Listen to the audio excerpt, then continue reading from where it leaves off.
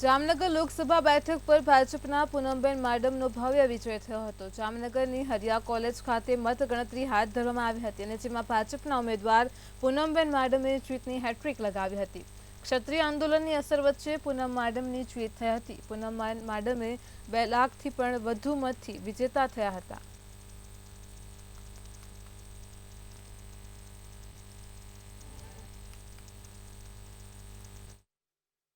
કે ફરીથી એક વખત મોદી સાહેબના નેતૃત્વમાં જે પ્રકારે સમગ્ર સંસદીય ક્ષેત્રમાં એમના નેતૃત્વમાં જે પ્રકારે આજ સુધી કામો થયા છે, જે રીતે વિકાસ યાત્રા આખા હાલારની આગળ વધી છે, એના પર પુનઃ વિશ્વાસ કરી અને સર્વે નાગરિકોએ પુનઃ પોતે ઉમેદવાર હોય એ પ્રકારની લડત કરી અને નાગરિકોએ આજે પરિણામ શક્ય કર્યું છે। એ બદલ હું હૃદયપૂર્વક સર્વે નાગરિકોને, સર્વે કાર્યકર્તાઓએ જેને રાત દિવસ એક કરી અને આ પરિણામમાં ખૂબ જ માટે જહેમત ઉઠાવી છે, એ તમામને હૃદયપૂર્વકના વંદન કરી એમનો ખૂબ ખૂબ આભાર વ્યક્ત કરું છું।